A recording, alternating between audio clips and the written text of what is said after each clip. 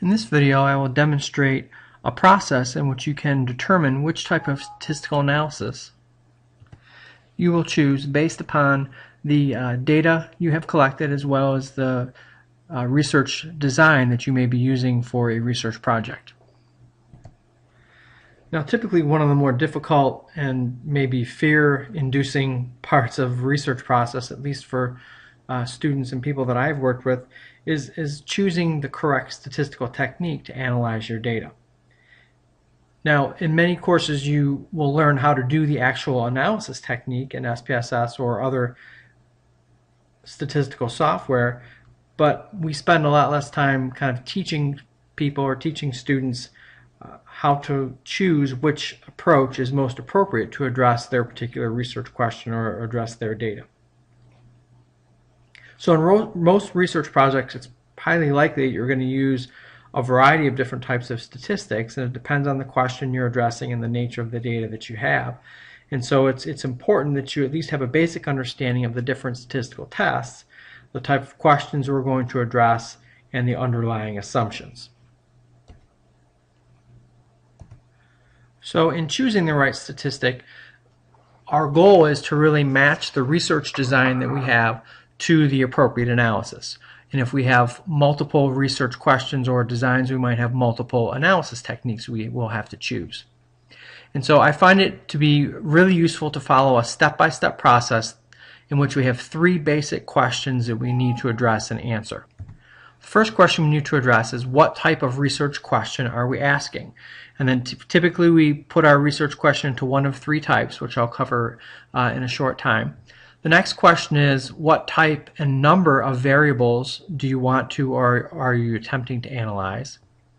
And then what type of data do you have as far as the scale of measurement? And then what characteristics does this data have?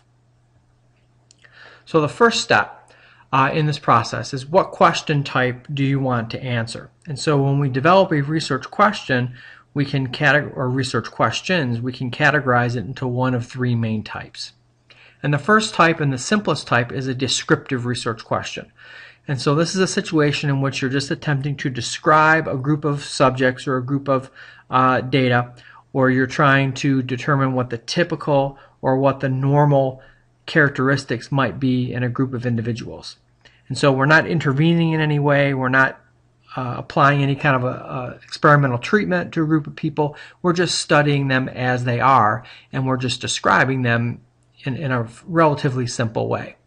So an example question of this might be, what's the typical or average blood pressure for people in a given population? Survey research and observational research are very common designs that we see being used in descriptive research questions. Now the next question is referred to as correlational or predictive.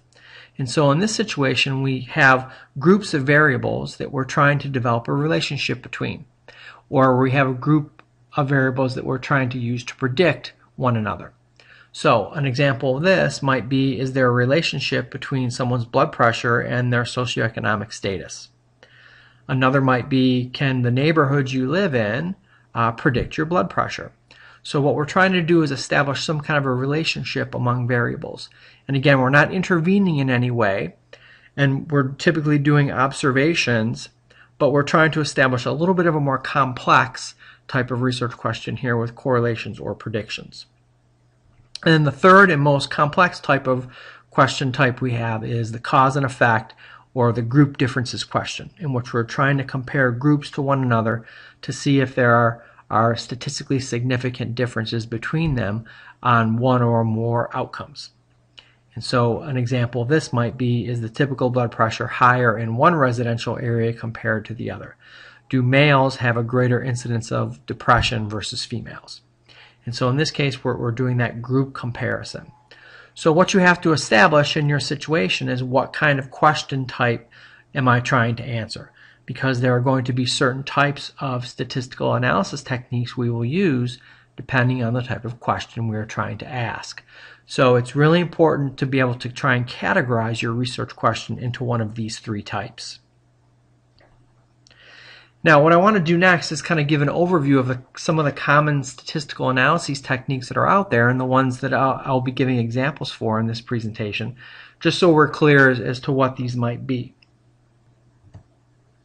So the first and most basic kind of analysis we can do in statistics is descriptive analysis. So this is where we're determining the frequency of something occurring, the percent of a group in which a certain outcome is occurring. So what percentage of people said yes, what percentage of people said no on a survey. We could develop percentile ranks. We could have measures of central tendency being mean, median, and mode. We could also be measuring the variance using standard deviation. And then we could also be developing standard scores like a z-score. Now the next level is correlational analysis, and two of the more common kinds of correlational analysis we can do is the Pearson correlation, which develops this relationship between two variables. So when we want to explore that, the strength of the relationship between two typically continuous or numeric variables, we can use this Pearson correlation. We can also use another technique called the Spearman correlation. So this gives us an indication of both the direction, either positive or negative, and the strength of the relationship. So a positive correlation means that as one variable increases, so does the other, and a negative correlation indicates that as one variable increases, the other decreases. Now regression is a technique that we use in which we're again using correlations. It's a little bit more sophisticated extension of correlations, and it's used when we want to explore the predictive ability of a single or a set of independent variables on one continuous or numeric dependent measure.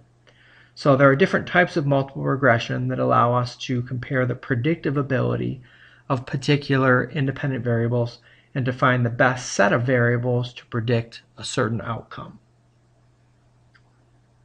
Now the next set has to do with analyzing differences between groups. And the first and the simplest are the t-tests.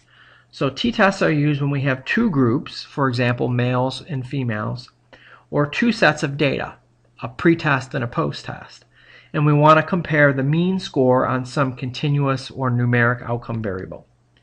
Now there are two main types of t-tests. There is a paired or dependent samples t-test, and we are use those when we're interested in changes in scores for participants or subjects tested at one time and then again tested at a second time, perhaps after some intervention or some event. The samples are related because they are the same people being tested each time, or in this case being tested twice.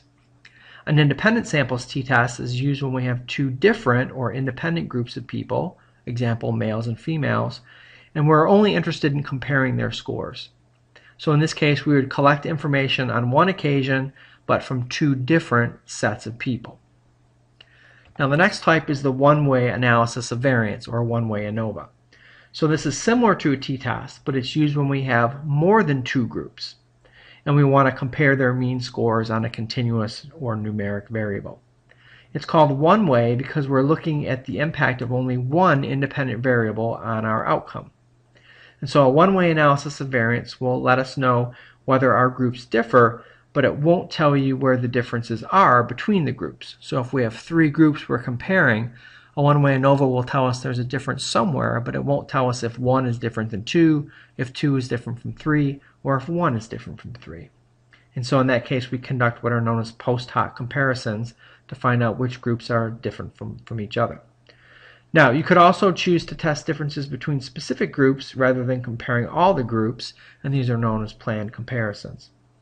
So similar to t-tests, there are only two types of one-way ANOVAs: a repeated measures ANOVA, the same people on more than two occasions, and between groups or independent samples ANOVA, where we're comparing the mean scores of two or more different groups of people. Now the next is known as a factorial ANOVA, sometimes referred to as a two-way ANOVA or three-way or four-way ANOVA depending on your situation. And this allows us to test the impact of two or more independent variables on one numeric dependent variable. So the advantage of using the two-way ANOVA or the factorial ANOVA is that it allows you to test for an interaction effect. In other words, when the effect of one independent variable is influenced by another. So, for example, if you suspect that blood pressure is higher with age, but only for males compared to females. It also tests for what we know as, or what we call the main effects, and that's the overall effect of each independent variable by itself. And there are two different kinds of factorial ANOVAs. There's between groups ANOVAs, when the groups are different from one another. And then there's repeated measures ANOVA, when the same people are being tested on more than one occasion. Now, some research designs combine between groups and repeated measures in one study. And this is referred to as mixed between-within designs, also known as split plot ANOVAs, or also known as factorial repeated measures ANOVA. Now, the last one we can talk about is the multivariate analysis of variance, also known as MANOVA. And that's used when we want to compare groups on a number of different but related outcome variables. So, for example, we might want to compare the effects of different treatments on a variety of outcome measures. For example, depression and anxiety and quality of life. So we can have a multivariate ANOVA that can be done in a one-way, a two-way, or other more complicated designs if we have one or more independent variables.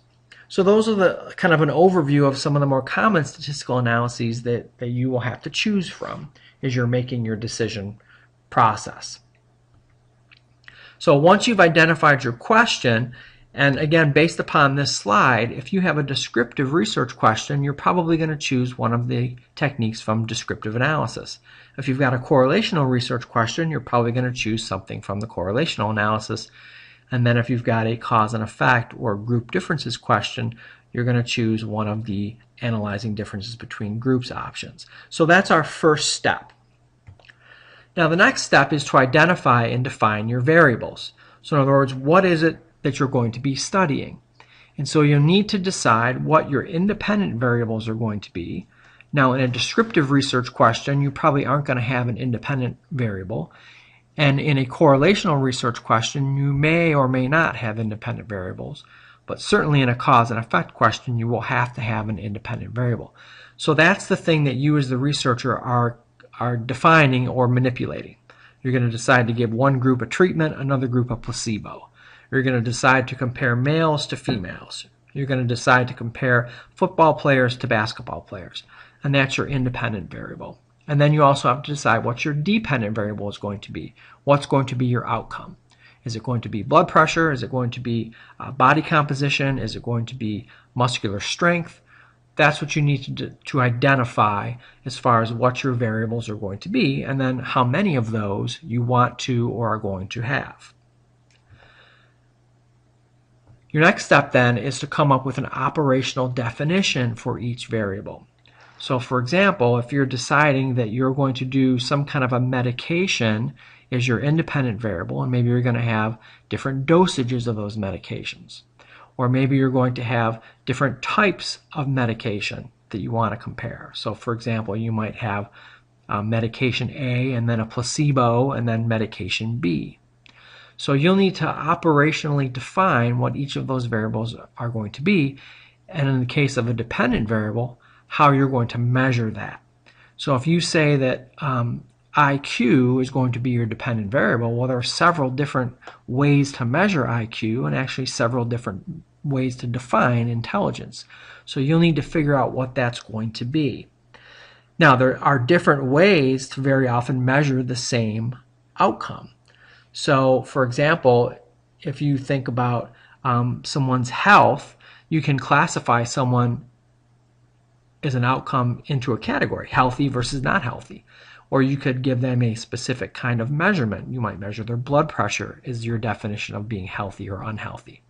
And so you'll need, as you think about your operational definition, you'll have to think about the different ways you can measure those as well as define those.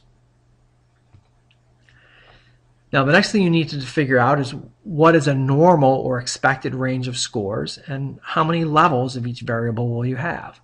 So in the case of an independent variable, for example, you have to decide, do I want to have 2 groups, 3 groups, 4 groups, and so on.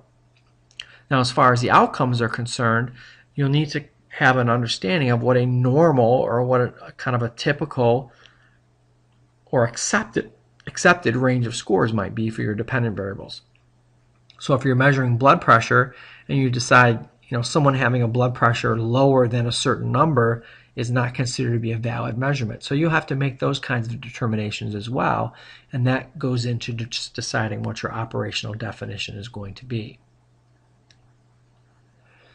Now the next step is to identify the nature of those variables. So we've kind of identified how many we're going to have, we've given them a definition, we have an understanding of what the typical or acceptable range would be for each of those variables. So we next need to determine the level of measurement for each variable. When we think of the level of measurement, we often refer to this as measurement scales. So we need to determine whether each of your variables, as we mentioned before, is an independent or dependent variable. And it's really essential that you're clear in your own mind and in your research questions concerning the relationship between your variables. Which ones are doing the influencing, that's your independent, and which ones are being affected, that's your dependent variable. So the scales of measurement we use, the first of all is what's known as the nominal or categorical scale. And this is categories, basically, male versus female, what state you live in. Do you have a disease or don't you have a disease? Are you getting a treatment or are you getting a placebo? So that's the first level of measurement. And again, you'll need to figure this out for each of your variables. The next is ordinal, and this is basically a ranking. Did you come in first? Did you come in second? Did you come in third in the race? You can also consider this to be level of agreement or level of satisfaction. Do you strongly agree? Do you agree or do you disagree? Are you very satisfied or unsatisfied? So those would be considered rankings or ordinal scale. And then lastly, we have our numeric or continuous scale, also referred to as interval and ratio scale. And an interval scale example would be temperature, body temperature or air temperature. There's no absence of value in interval, but there is a kind of a sliding scale that we use for that type of measurement. Now ratio data has a set 0 point, so there could be an absence of value. So an example of this could be the number of books that you checked out from the library or the number of servings of vegetables you ate today. That could be 0 or it could be 100. So that would be an example of ratio scale. So again, each scale of measurement, depending on your variable, will have a different way that it needs to be analyzed. So we have very specific techniques that help us analyze a categorical outcome versus a ratio scale outcome. Now there are some situations in which you might want to change the level of measurement for particular variables. So you can change, for example, a numeric outcome into a categorical outcome or an ordinal level outcome. And so this can be really useful as you start to think about the different kinds of analyses that you can do and also some of the later on criteria that we'll talk about. Now, some additional information you'll need to identify about the nature of your variables.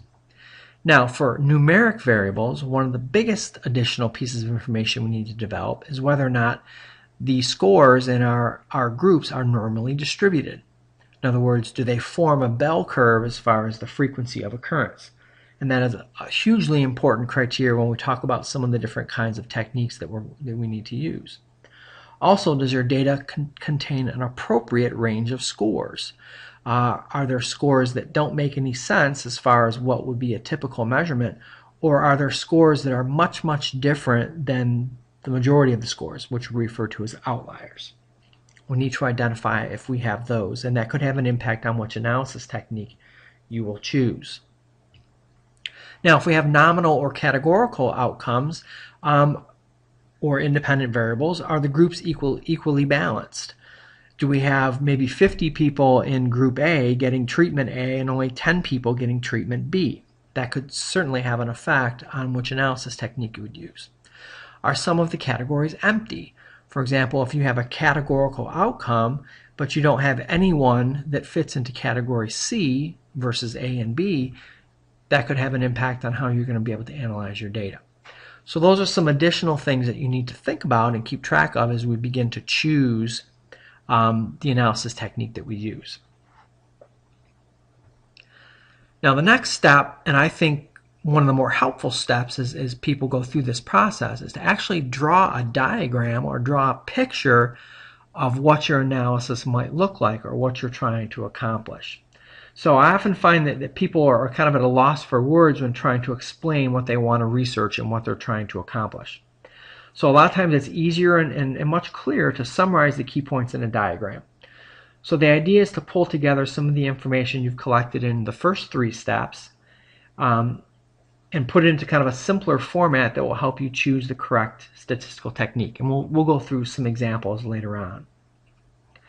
So one of the key issues you should be considering is what we talked about in step number 1, is determining what kind of question you're asking. Are you asking a descriptive, a relationship or correlational question, or are you making group comparisons?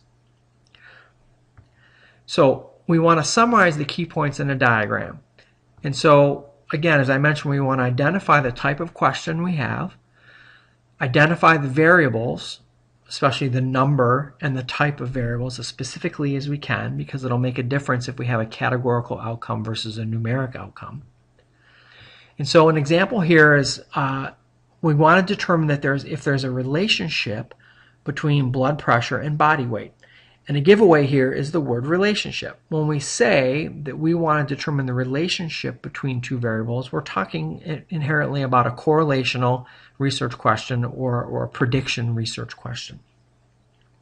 And so in this case, we want to determine that relationship. So we have 2 variables that we're working with. We have body weight, which in this case is a continuous numeric variable, and we're measuring body mass in pounds between 100 and 250 pounds. And then our other variable is blood pressure, again a continuous value, with this being kind of our accepted normal range. So we have 2 variables that are numeric or continuous in some way, and we're trying to compare them as far as looking at their relationship. So we could graph that out by looking at a scatter plot or a scatter diagram, in which along the bottom axis, the x-axis, we have one of our variables. In this, this is mislabeled, but this could be body weight. And then in the other axis, we have blood pressure, for example. And so we can kind of graph out the picture we are trying to develop. And so in this case, this would point us in the direction meeting the criteria of asking a relational research question or a correlational research question. So we would probably use the Pearson correlation technique. Now, another example. Do people with BMI or body mass index values below 25 have lower blood pressure, systolic blood pressure, than people with BMIs above 25? So I want to do this comparison between people in one group and people in another group.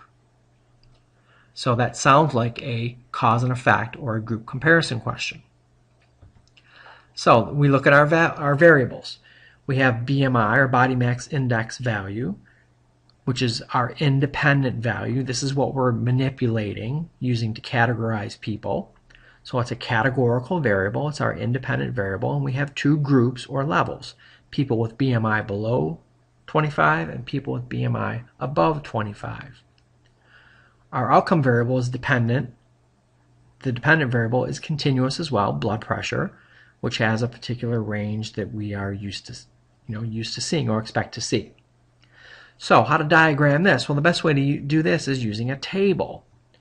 And so what we put in our columns along the top of the table are the independent variables or independent variable. So we know we have 2 groups in our independent variables, so we have 2 columns. We then put our dependent variable or outcome variable in the row of the table. And we have one of those, so we have 1 row. Okay, and we label this as our mean systolic blood pressure, and we're comparing that mean systolic blood pressure for people with this level of BMI versus the people with this level of BMI. And so that's how we can fairly easily diagram out what we're trying to accomplish. And it's going to be very helpful to visualize what it is you're trying to do. And we'll go through some more examples later on in the presentation. Oh, here's one more example. So in this example, we want to look at the effect of sex or gender on systolic blood pressure. and to see if it's different for people with BMI values below 25 versus people with BMI values above 25. Okay, so you might recognize this from our previous example, is looking at blood pressure comparing people with two types of BMI, but now we want to throw in the effect of gender or sex into the equation. So now we have three variables we're dealing with. We've got gender or sex, which is again an independent categorical variable with two levels, male, female. We have BMI value, which again is our independent variable, and it's also categorical with two groups or two levels. And we still have our outcome variable, blood pressure, that's continuous. Now, just like we did before, we want to develop columns and rows that will represent the different measurements we're going to be taking, and also based upon the different independent variables that we have. So again, we can see here we can have one of our independent variables representing the columns, so BMI and its two levels, but now we have a second independent variable, so now we're going to have two rows representing the mean systolic blood pressure for males and then the mean blood pressure for females. So now I have two independent variables being used to differentiate people based upon this single outcome measure. And so now I can look at this and look at this graph and say, okay, I have one independent variable here, and then I have another independent variable here, males and females, and then I've got still my single outcome. Okay. So that's just another example of how we can graph that out. Now, the next step that we have, step number 5. This is actually a way that we're still trying to determine kind of the nature of our variables. And so we need to determine if we're going to do a parametric versus a non-parametric statistical analysis.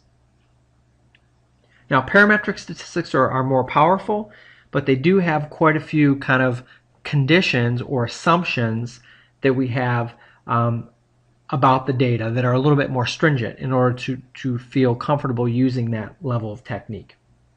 And probably one of the biggest examples of one of these assumptions is that the scores that we've collected as our outcome need to be normally distributed.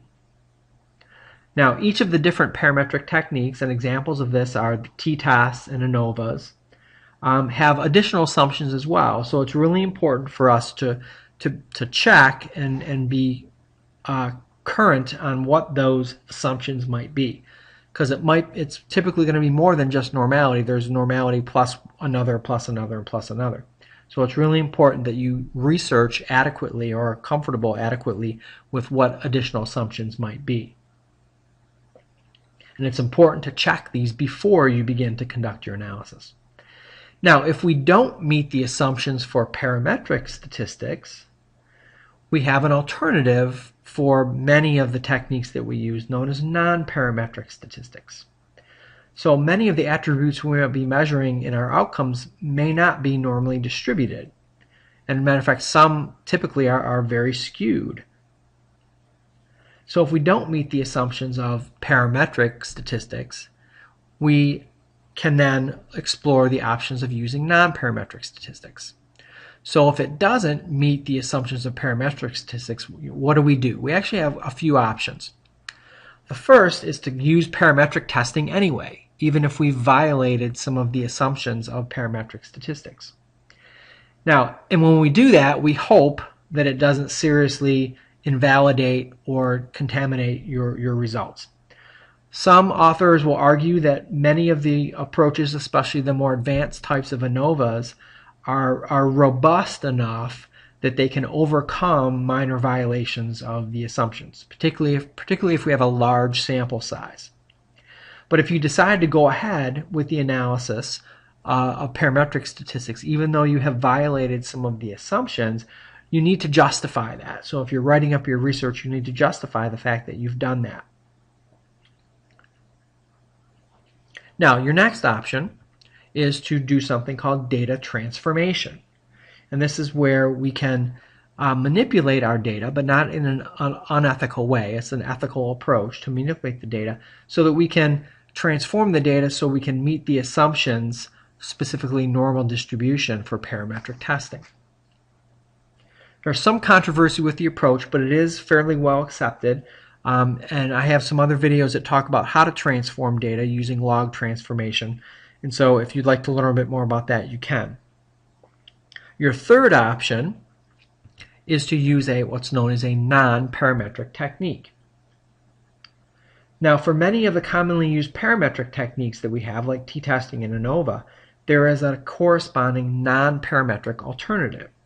So there are still some assumptions that come with non-parametric testing, but they tend to be a lot less stringent. And these non-parametric alternatives tend to be not quite as powerful, and so they're not as sensitive in detecting a relationship or a difference among groups. But it is an alternative. If transformation of data doesn't work, which sometimes happens, to transform your data to normally distributed, you might not have any option but to use non-parametric techniques. So to give you some examples, if you're assuming you're going to do a Pearson correlation on your data, for example, but your data is not normally distributed or violates some of the other assumptions of the Pearson correlation, you can use something known as the Spearman correlation for numeric data that's not normally distributed. Or if you have a categorical outcome, you could use the chi-square test for independence. So there is an alternative there. For the independent t-test, the alternative would be the Mann-Whitney U-test. For a dependent or paired samples t-test, the non-parametric alternative is the Wilcoxon signed rank test. For the one-way ANOVA, the non-parametric alternative is the Kruskal-Wallis test, is some examples.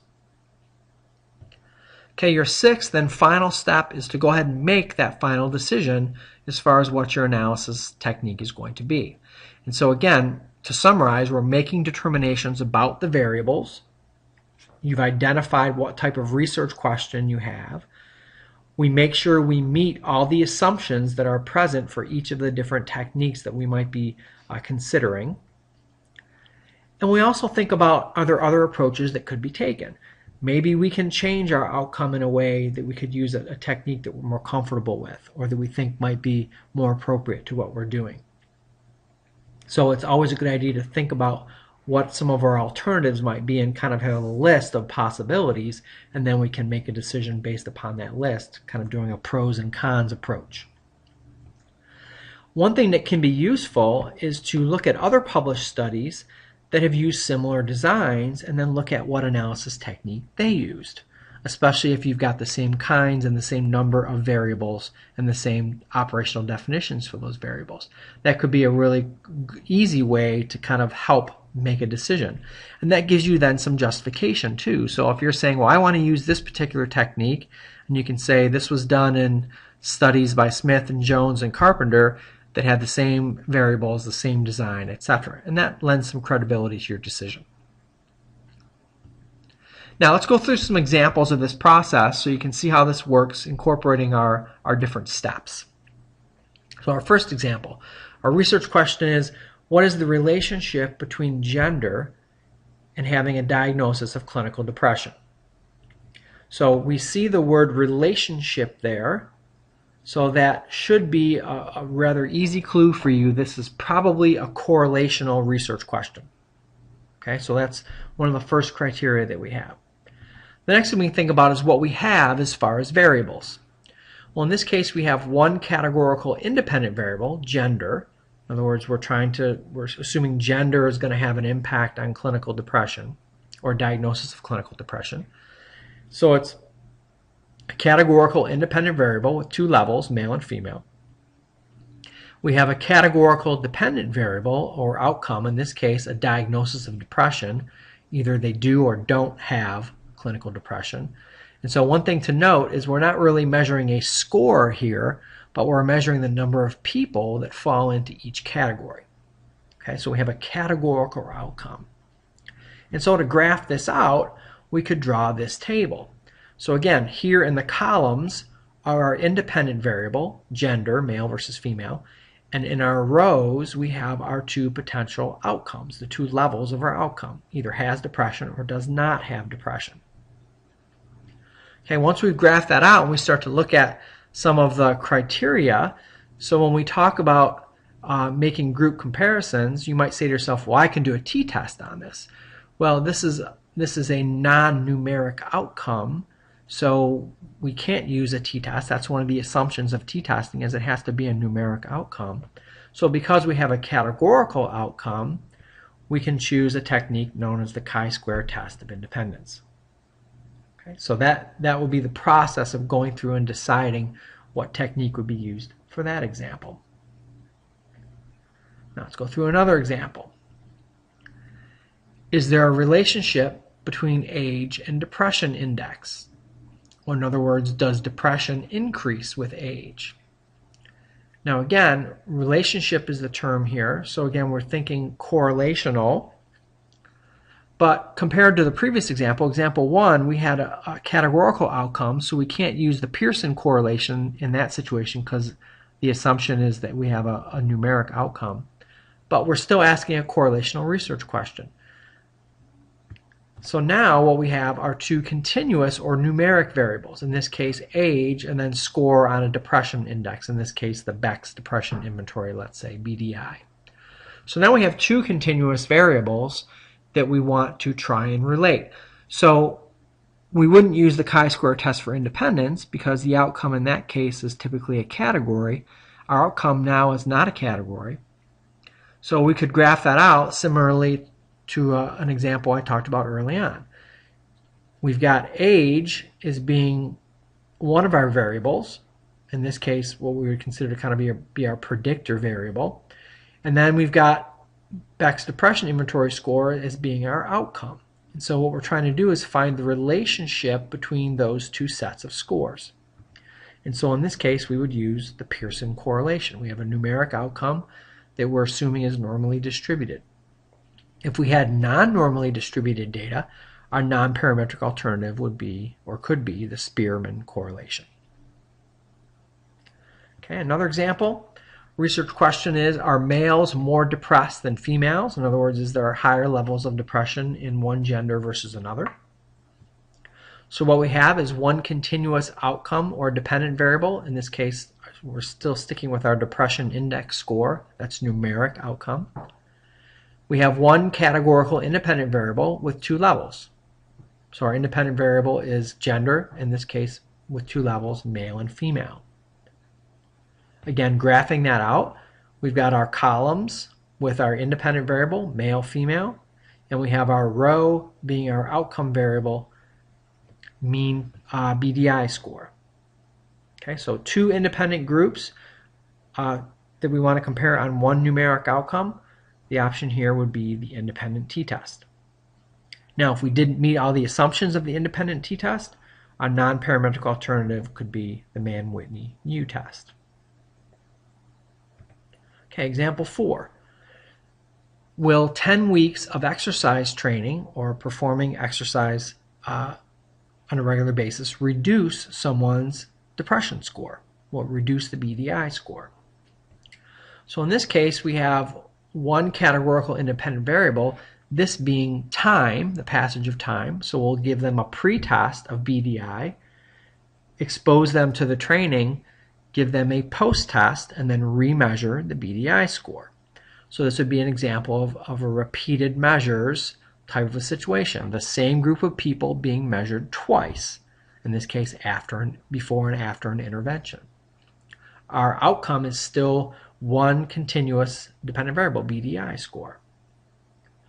So now we'd set that up pretty much the same way we did the previous example, with our independent variable going in the columns, pre-test and post-test, or measurement point number 1 and measurement point number 2.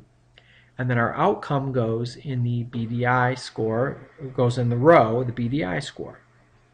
Now in this case we have two groups or two sets of scores, pre-test and post-test, being measured for one numeric outcome, and this is a dependent group. In other words, it's the same people being measured twice. So using that criteria, we would choose the dependent or paired sample t-test to compare these two groups of scores. If we didn't meet the assumption of this test, the non-parametric alternative is the Wilcoxon signed rank test, or could be the Wilcoxon signed rank test. Now, a little more complex example. Are there differences in depression score for people under the age of 30, between the ages of 31 to 49, or older than 50 years? So what we have is one categorical independent variable, in this case age, with more than two groups. In this case we have three groups. We could make this 4, 5, or 6 groups. We have one continuous outcome, in this case the BDI score. So now to graph this would look very similar to what the independent t-test graph looked like, except now we have an additional column for our third group. So our three levels of independent variable, 30, 31 to 49, and then 50 years of age, and then one numeric outcome, mean BDI score. So in this case, our option would be the one-way ANOVA. Now, if our data was not normally distributed or we violated one of the other assumptions of the one-way ANOVA, our non-parametric alternative is the Kruskal-Wallis test. Our next example, what is the effect of age on BDI scores for males and females?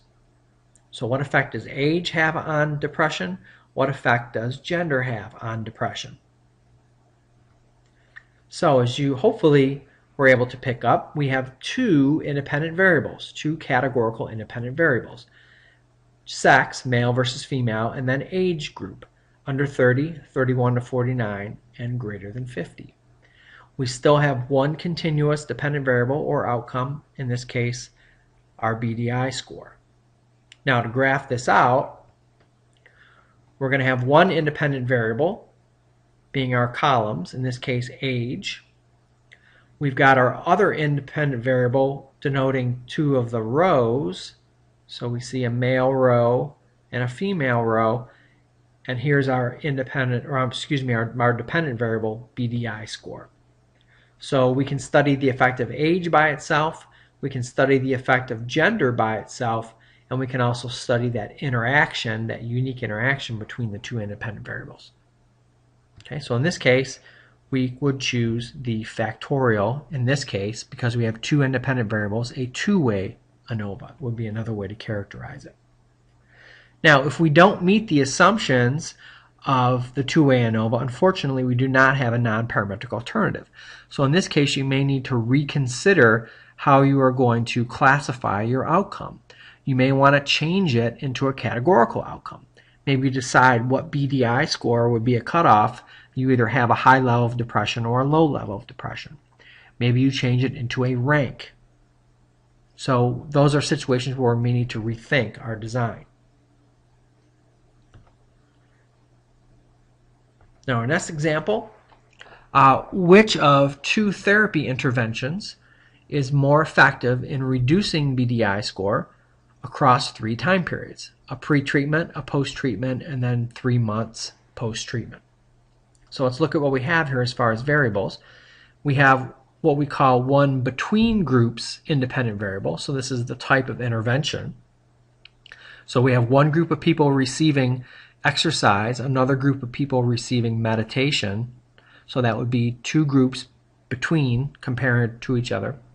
And then we have one within groups independent variable. In this case, our 3 measurement points, pre, post, and 3 months post-treatment.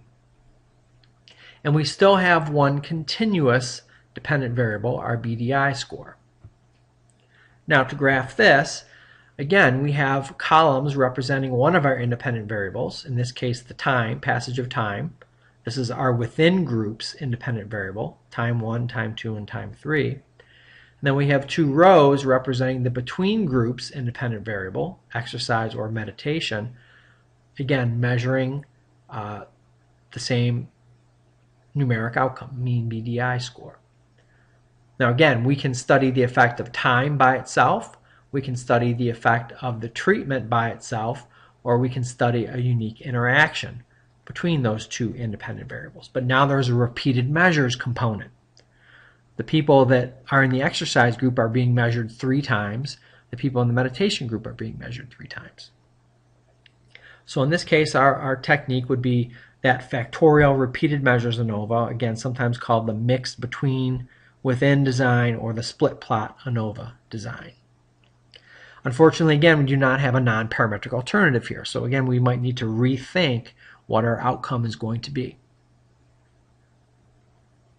Now our last example, might be, do males have better overall ratings of psychological health, such as levels of depression, anxiety, and perceived stress, than females? So what do we have here as far as variables? We have one categorical independent variable, in this case gender or sex, male versus female. But now we have two or more continuous outcome variables. So we're going to measure depression and anxiety and stress levels. So to graph this out, our columns again would be our independent variable, males versus females, and now our rows represent three different outcome variables. So each male will be measured on three different outcomes, and each female will be measured on three different outcomes. So we can compare the two groups to each other on three different outcomes. And again, the assumption here is that these three outcomes are related to one another. So our option here would be that multivariate analysis of variance, or MANOVA, because we have multiple outcome variables now. If we contrast this with the one-way ANOVA, where we just had one outcome but three groups, in this case we have two groups, but now we have three outcomes. And so we have a different analysis technique we would use, in this case the MANOVA. And again, unfortunately, we do not have a non-parametric alternative for this. So again, we might have to rethink this. So, in summary, I've gone through kind of a simplified 6-step approach to help you decide what type of statistical analysis technique you would use depending on your research design as well as the data you've collected.